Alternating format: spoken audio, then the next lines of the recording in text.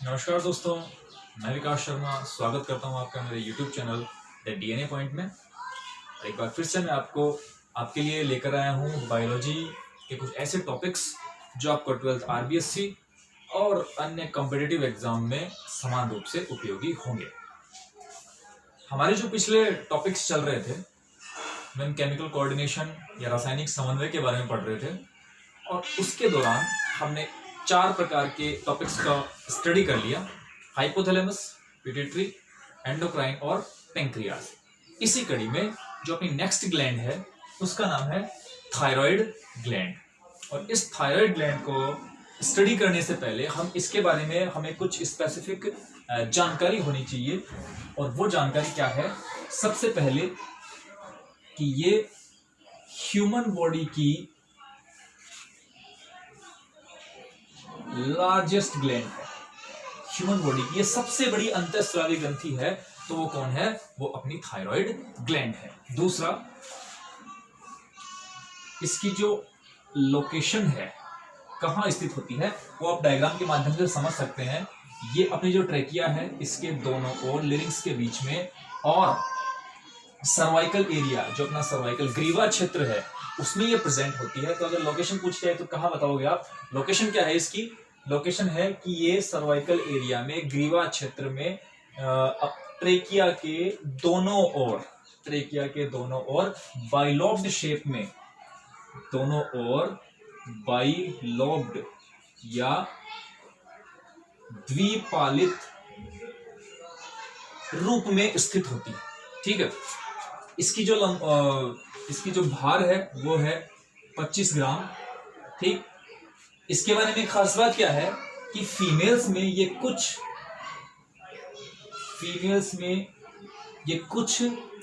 बड़ी होती है in the comparison of males.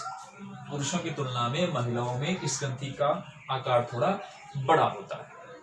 ठीक है। ये इसके बारे में कुछ स्पेसिफिक जानकारी थी। इसकी संरचना को देखें, अगर इसके स्ट्रक्चर के बारे में देखें तो इसकी स्ट्रक्चर को साधारण रूप से देखने पर ये इंग्लिश के एच शेप प्रकार की ग्रंथि है। मतलब अगर देख सकते हो आप आराम से, ये अंग्रेजी के एच अक्षर के समान दिखाई देगी। ये इसके बारे में सामान्य जानकारी हो गई। ठीक है। अब बात करते हैं हम इसकी स्ट्रक्चर की बात करें तो ये शरीर की सबसे बड़ी ग्रंथि जरूर है, लेकिन इसकी संरचना एकदम सामान्य संरचना है। मतलब इतनी इसमें थोड़ी हार्ड स्ट्रक्चर नहीं है, इसकी सामान्य संरचना है। लोब जरूर है, इसमें 2 पालियां जरूर है, लेकिन ग्रंथि की जो सामान्य संरचना है वो एकदम इजी प्रकार की है, सरल प्रकार की है। ठीक है। अब इसकी संरचना में 2 प्रकार की स्पेसिफिक चीजें होती हैं। एक तो होती है सी सेल्स, एक या जिन्हें फॉलिक्यूलर सेल्स भी कहा जाता है। ये फॉलिक्यूलर सेल्स इस थायराइड ग्रंथि की स्ट्रक्चर में मुख्य भूमिका निभाती हैं। कैसे निभाती है वो मैं आपको बताता हूं। कैसे निभाती है? इन फॉलिक्यूलर सेल्स में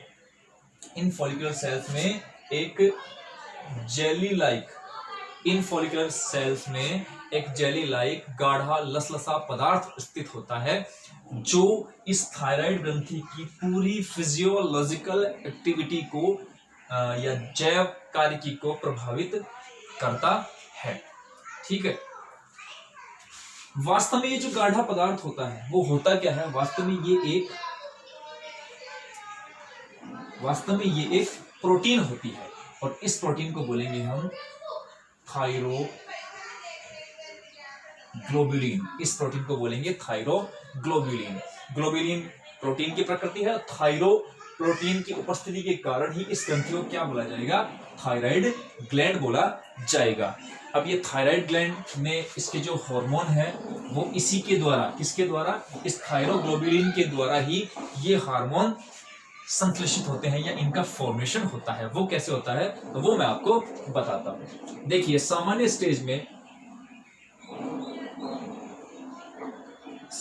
स्टेज में जो थायरोग्लोबुलिन प्रोटीन है वो इनएक्टिव मतलब निष्क्रिय अवस्था में होती है, और थोड़ा सा पीछे जाना पड़ेगा आपको।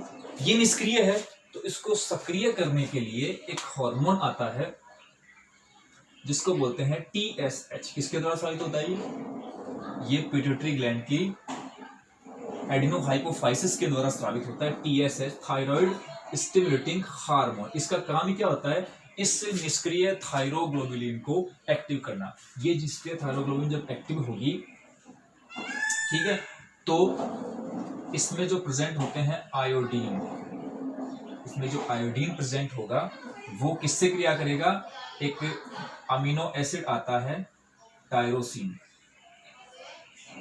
एक टायरोसिन अमीनो एसिड से क्रिया करता है। और ये टायरोसिन अमीनो एसिड क्रिया करने के पश्चात दो प्रकार के हार्मोन का फॉर्मेशन करता है जो वास्तविक रूप से इसके हार्मोन हैं, जिसका नाम है T3 और T4। ये T3 और T4 इसके दो मुख्य हार्मोन हैं जिन्हें थायराइड हार्मोन, कंबाइंड रूप से देखा जाए तो इन्हें थायराइड हार्मोन भी कहा जाता है।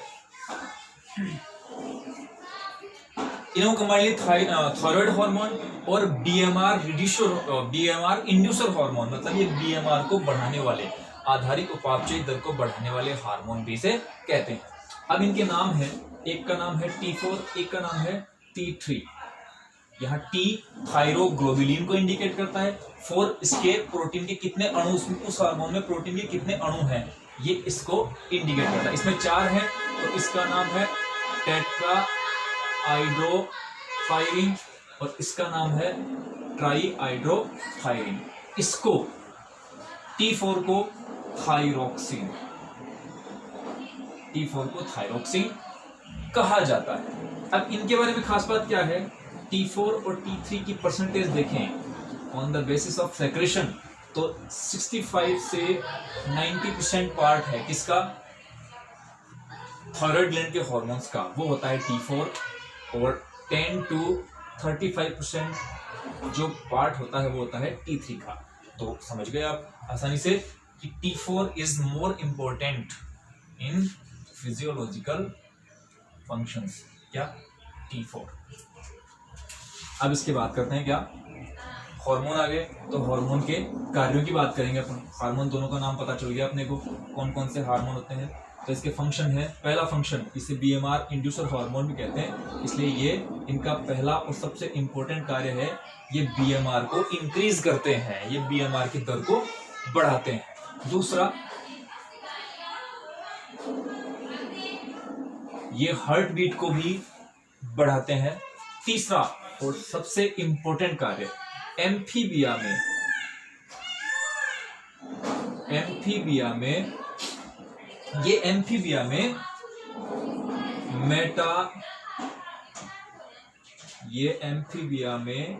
मेटामॉर्फोसिस की दर को बढ़ाने का काम करते हैं। जानते हो मेटामॉर्फोसिस होता है कायांतरण, काया में अंतर। जब उभयचरों में, स्पेशली एन्यूरा में ये प्रेजेंट होता है, उभयचरों में सब में प्रेजेंट होता है, लेकिन मैं एन्यूरा का एग्जांपल दे रहा हूं आपको। एन्यूरा मतलब मेंढकों के वर्ग में क्या होगा कि जब वो शिशु से कन्वर्ट इन एडल्ट्स जो चेंज होते हैं, इस प्रोसेस को बोलते हैं मेटामॉर्फोसिस। और ये मेटामॉर्फोसिस कब होगा, जब उस एम्फीबिया में, पर्टिकुलर एम्फीबिया में ये थायरोक्सिन हार्मोन है वो उपस्थित होगा। अब कुछ में ऐसा नहीं होता, तो ऐसे शिशु जो निम्फ होते हैं एम्फीबिया के, वो बिना मेटामॉर्फोसिस के ही किसमें चेंज हो जाते हैं, वो एडल्ट्स में चेंज हो जाते हैं। और इस पूरी प्रोसेस को बोलते हैं हम क्या, नियोटिनी। ये प्रोसेस कहलाती है नियोटिनी या चीड़ भ्रूणता। और इस प्रोसेस को जो कंप्लीट है वो है पीडोजेनेसिस। बिना कायांतरण के ही इसका निर्माण हो जाए जब शिशु से वयस्क अवस्था में निर्मित हो जाए, इसको बोलेंगे हम पीडोजेनेसिस।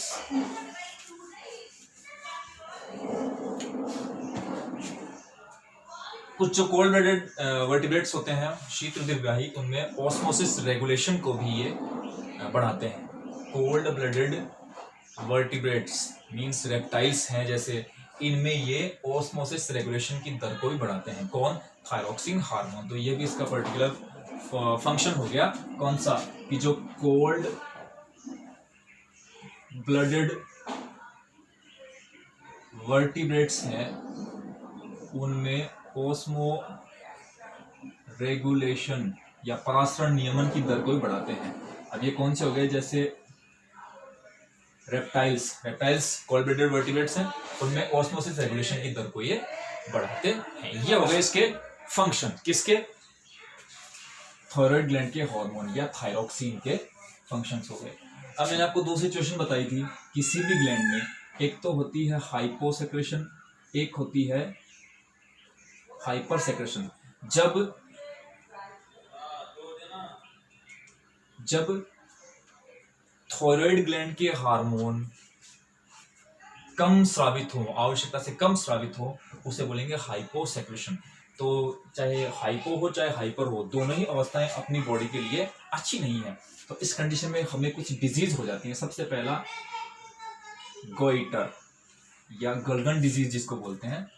इसमें क्या होगा कि ये जो ग्लैंड है, कौन सी, थायराइड, वो फूलकर मोटी हो जाती है, इतनी मोटी हो जाती है कि वो गले से बाहर आ जाती है। इसको बोलते हैं गोइटर। ये शरीर में आयोडीन की कमी से होता है। Second, Hashimoto disease. इसमें क्या होगा, जब आयोडीन का अल्पस्रावन होगा तो उसे आर्टिफिशियली जब हम आयोडीन के या थायरोक्सिन के इंजेक्शन देंगे तो कुछ इंडिविजुअल में इन थायरोक्सिन के इंजेक्शन को ये जो इंडिविजुअल है वो एक्सेप्ट नहीं कर पाएगा, और इसके लिए जो दी गई जो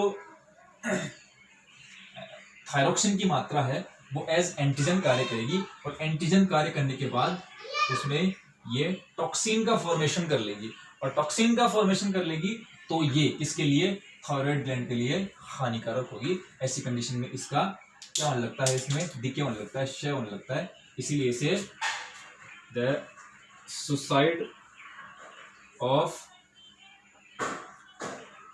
थायराइड की आत्महत्या भी से कहा जाता है। थर्ड जो डिजीज है उसका नाम है क्रिटिनिज्म। इसमें क्या होगा, इससे जब हाइपोसेक्रेशन होता है किसका, थायरोक्सिन हार्मोन का, इसमें जो बच्चे उत्पन्न होते हैं वो एक तो दुबले पतले या शारीरिक रूप से कमजोर, दूसरा इनमें जननांग भी हैं वो सही तरीके से विकसित नहीं हो पाते हैं, अल्प विकसित रह पाते हैं। ये तो बात होगी किसकी, हाइपोसेक्रेशन की। अब बात करते हैं हाइपर सेक्रेशन की। हाइपर सेक्रेशन में क्या होगा, एक डिजीज होगी एक्सोप्थेल्मिक गोइटर। इस कंडीशन में क्या होगा एक्सोप्थेल्मिक गोइटर में, कि जो अपने नेत्र गोलक हैं, ये जो नेत्र गोलक है वो बाहर आ जाती है, इतने अधिक बाहर आ जाते हैं कि थोड़ा बदसूरत सा दिखाने लगता है, ठीक है ना, इसमें थोड़ा डरावना दिखाई देने लगता है। इसको बोलते हैं एक्सोप्थेल्मिक गोइटर।